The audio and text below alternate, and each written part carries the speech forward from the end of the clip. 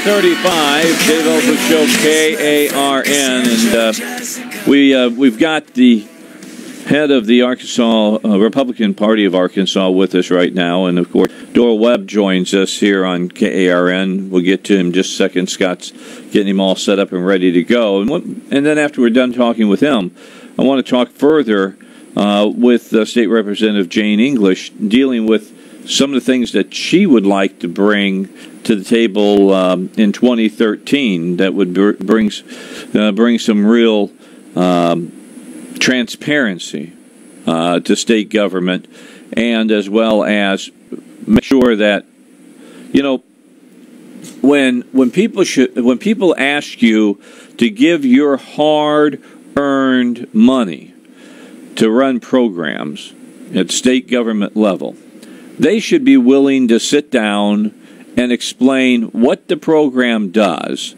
and if in fact it does what it's supposed to do. And if it doesn't, then you need to apologize to the taxpayers and get rid of the program. All right, we'll talk about that in just a second. Right now, I'm going to put him on the bottom row. So let's talk to Doyle Webb. Doyle, how are you? Hey, Dave. I'm doing great. How are you? I'm doing great. Tell me about this ethics complaint with State Representative Hyde. Well, we filed an ethics complaint, I believe it was early last week, against Representative Hyde.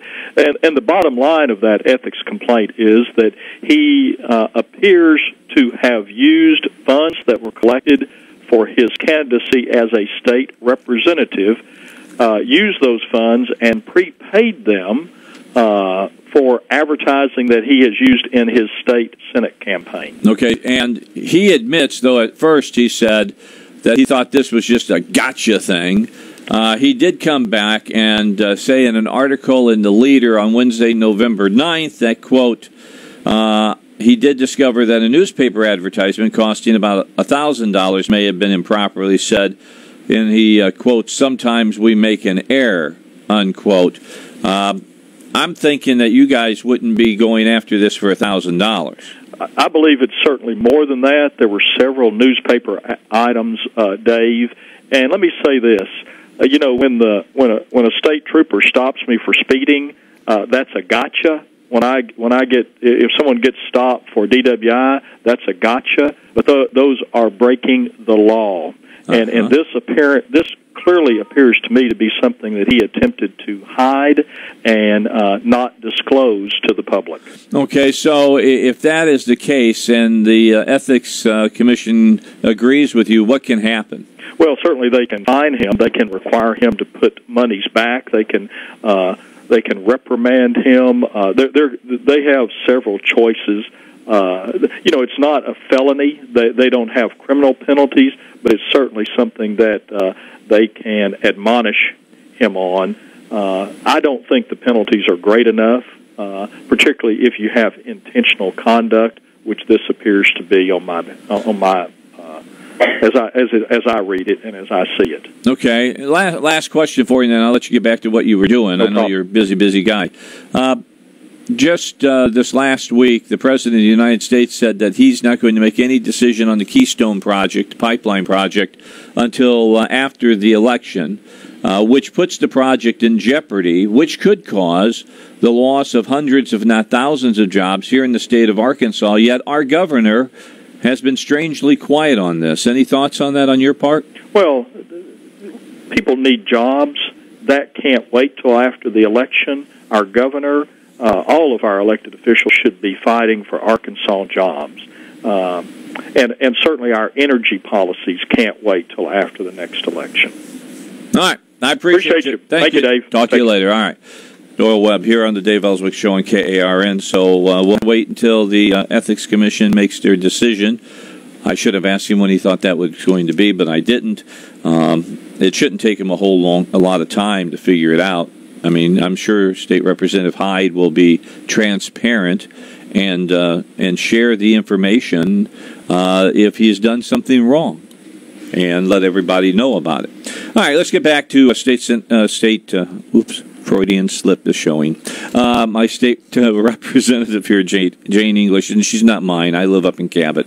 My state representative is, Gosh, Davy Carter. Yeah, I was getting around to it. And then, of course, Eddie Joe is my state senator.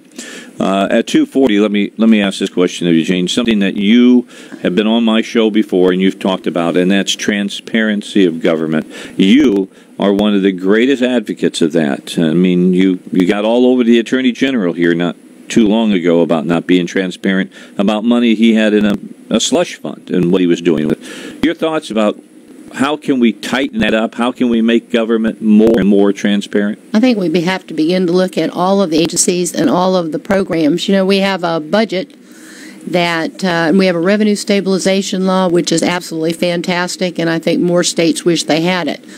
But every governor runs and talks about the fact that they've balanced the budget, but it's the law.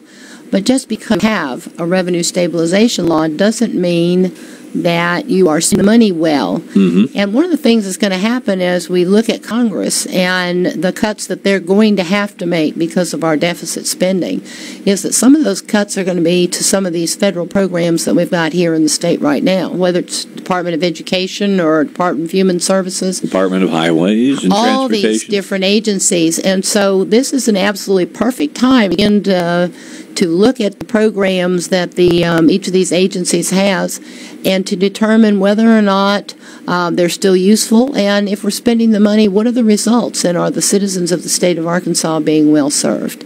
This is, we have the open checkbook coming up, which in July of 2012. I think that's going to be a great asset, but it isn't. It won't be enough. I really believe we need greater transparency in constitutional offices. Everybody needs to.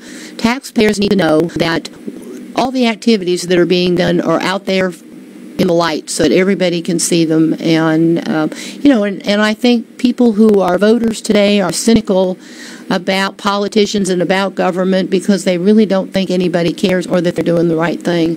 And I think we need to be doing the right thing. You know, when they start having the meetings dealing with the budget and you've got all these, budgetary heads of these state departments come in and they go, we need this much money, we need that much money because we do this and we do that. Do we need to expand the time there so there's more time to say, okay, we understand you're asking for all this money, and I see all of these different things that you're doing here. However, I don't understand what all these things are that you're supposedly doing. Would you please explain to me what number 23 is, what it does, and how well it's working?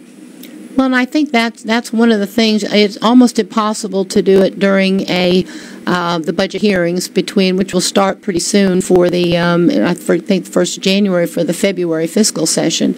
But that's a kind of an activity that needs to be going on all year long and I had proposed legislation to have our Joint Performance Committee with the power to be able to start looking at all of the agencies and the programs and have some data to be able to determine whether or not those programs are serving the state and the citizens. But unfortunately, it never got out of the committee because that means that you're usurping somebody else's power.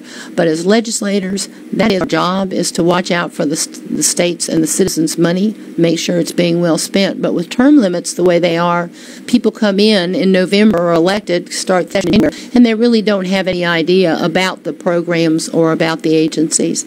So a continuous process, what we're going through all the time over that 2-year period of time, would be very beneficial. And even at the federal level, they're beginning to look at inside the programs and how much are we really spending for conferences? How much are we really spending for telephones and cars? And I mean, we've already been through that, but mileage. And I was listening today out at the airbase and talking about the fact that they're going to have to start looking at their conferences with the Department of Defense. But every agency ought to be looking at what are these conferences for, and can we do the same thing by a teleconference? Do we really actually have to send 40 people or 20 people or 2 people or whatever the case may be? There are a lot of things inside of state government that we need to be taking a look at. Yeah, nationally, I've always wondered, why is the president flying all over the world for like a G20 summit when you've got all the technology there for everybody to do it that way? And not only do you save money on of course, his travel, but as far as his security. And I don't think people realize he carries his own food, his own water, his own transportation. I mean, they've got everything covered so that, I mean, they got food tasters even. I mean, it hasn't changed much from medieval times on all of that stuff. All right, it's the Dave Elswick Show here on KARN 246. More with State Representative Jane English as we continue here on KARN. Remember, wherever you are, you can know what's happening in Arkansas on KARN.